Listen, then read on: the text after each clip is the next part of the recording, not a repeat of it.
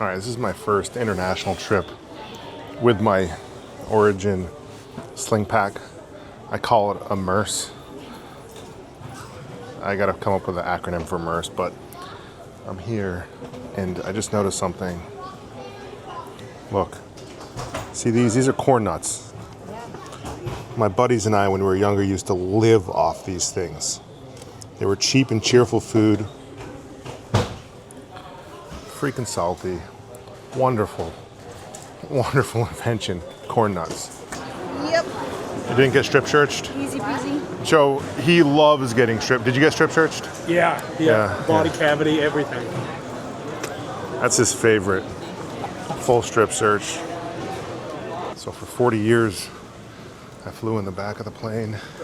40 years. For the past 6, I fly in the front of the plane. Lay flat seats, the only way to go if you're going from the Northeast New England to Europe. I want to show you what that looks like. So the benefits of flying on like a Delta One is you get to get off the beaten path, up into the lounge, showers, bathrooms, food. I mean, everything you need, right, to survive.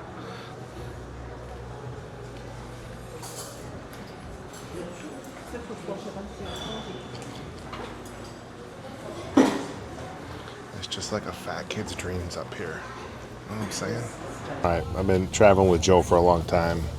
He always brings one thing. One thing. I'm gonna show you that one thing.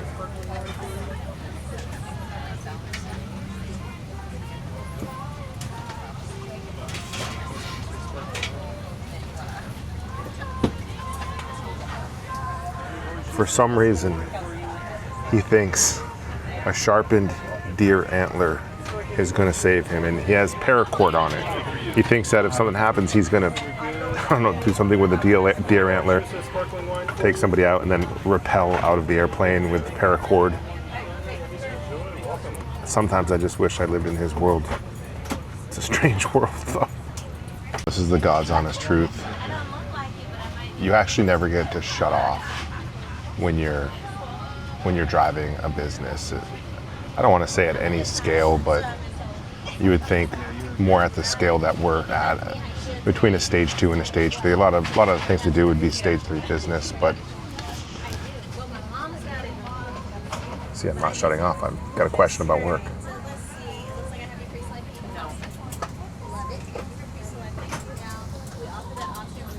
Yes, 100%. But it's more than that. But we'll discuss it when we land and we can get on the phone. We'll discuss it with him when we land and get on the phone.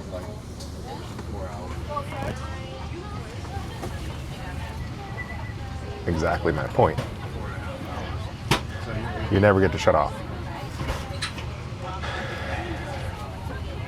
And you shouldn't want to shut off. I mean, honestly, like, I love this shit. I love the energy. I love all of it. I love the chaos. I love the ups and downs. It gets my blood flowing. It makes me feel alive. And that's that entrepreneurial spirit I think a lot of people talk about.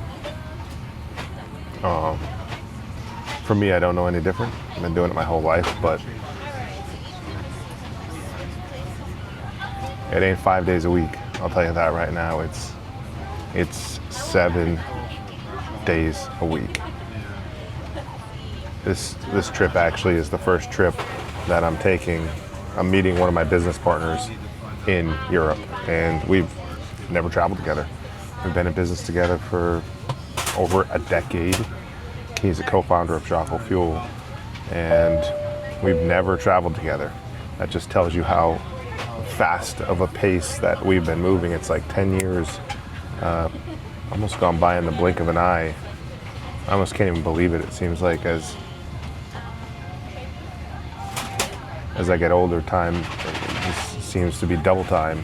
Like every year feels like a quarter, and every decade feels like 5 years passed. And so the older I get, the shorter it becomes, and I'm sure that's relative because, you know, the older you are, the more time has passed, then the more relative it is in the grand scheme of things. Your existence on Earth as compared to the time that has passed. And it's true. It's so true.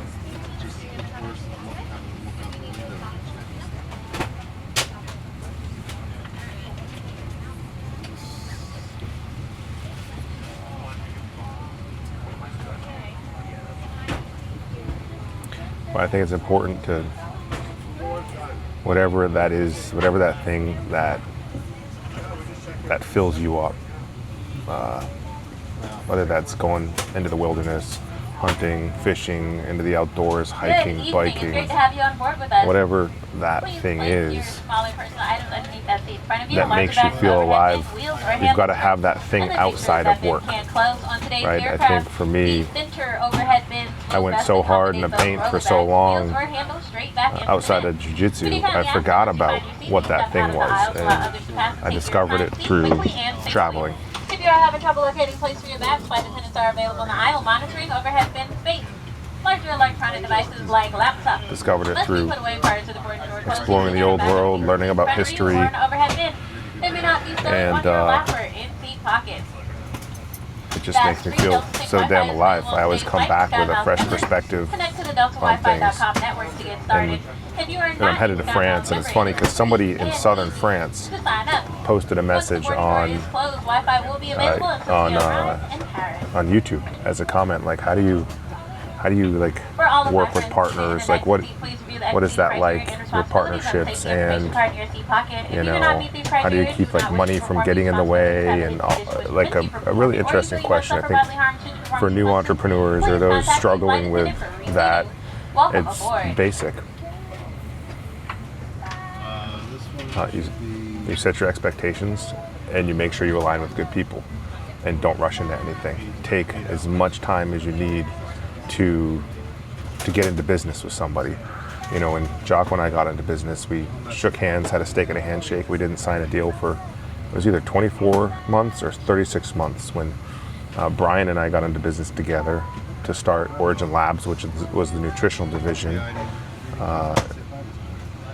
I think we had been working together for 3 or 4 years before he became a business partner, and he remortgaged his house to invest in this new nutritional startup.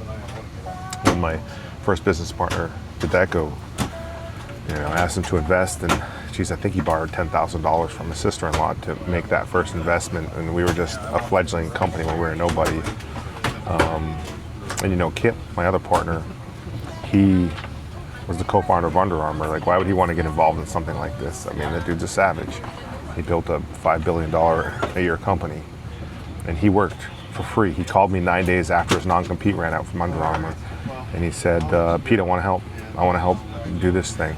And I didn't know who he was. He worked for free for 5 years to help kind of me through this entrepreneurial journey, and injected a lot of wisdom and learnings into me. Not enough, obviously, because I still screw up a lot, but it wasn't for 5 or 6 years before he invested in the company and became a real partner on paper. So partnerships need to be very thoughtful. There has to be alignment. I always like to find people who have a shared experience, and what I mean by that is, like, jiu-jitsu is a shared experience. If you train jiu-jitsu, if you've achieved the black belt, like my partner, Dedeco, gave me my black belt. He's a black belt. Jocko's a black belt. Brian's a black belt. We have a shared experience. I know what somebody had to go through to earn that black belt. And so that shared experience kind of takes us a level deeper in our relationship. And I think that, you know, that can be important also. That could be a set of values. I think it's really important when you're here. I'm all set. Yeah, thank you. You know, when you're getting into business with somebody, you are marrying that person like a spouse.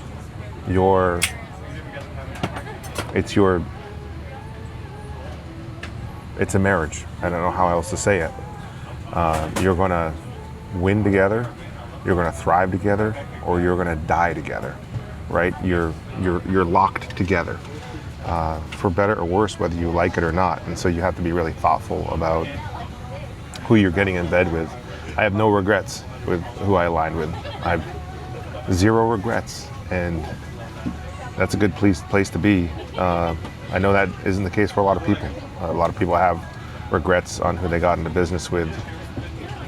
I never talked about how much money we would make.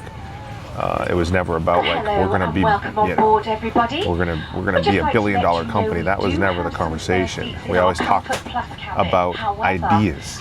It was always about ideas and not knowing where those ideas would take us. But it was never about like we're gonna make this much money that year. We're gonna clear this much. It was always like, if we can do this thing, we can invest in this part of the business. We can bring footwear manufacturing back. We can bring blue jean manufacturing back, and we've done well along the way.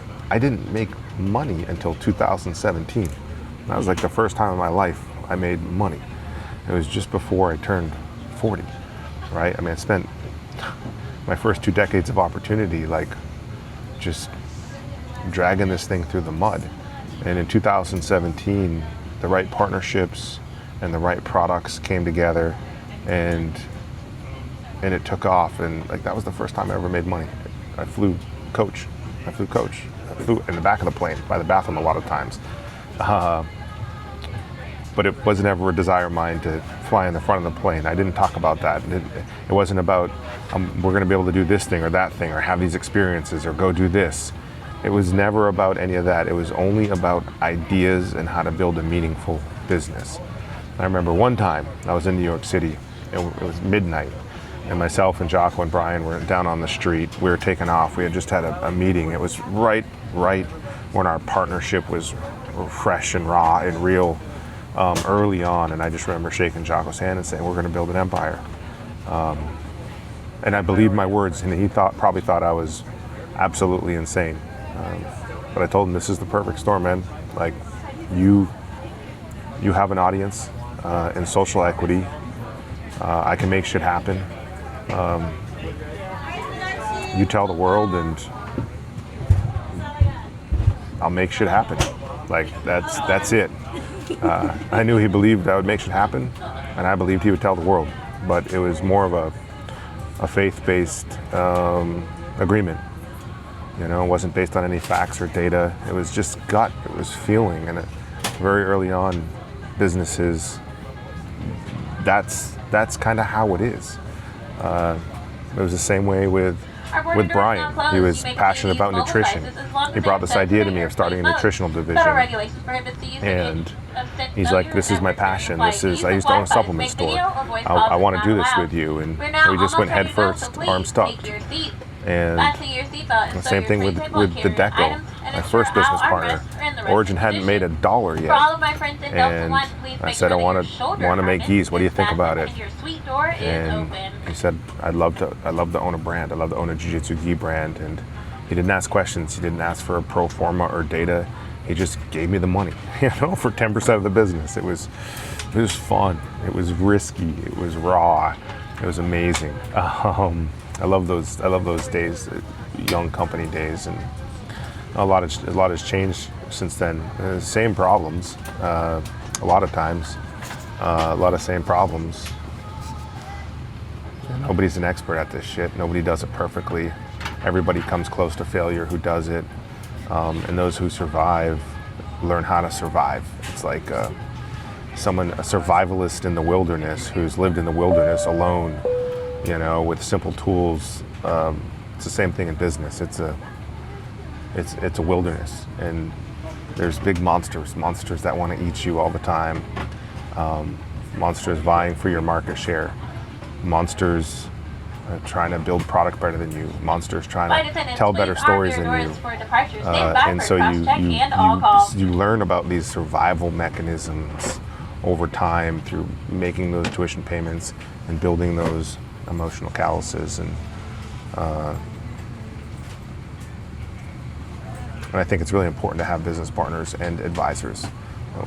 If I could do it all over again, I would have found an advisor very early on. I waited over 10 years, now 15 years It was 15 years before I found my first business advisor, John Prentice, and I've only had to meet with him 3 or 4 times in the last 10 years.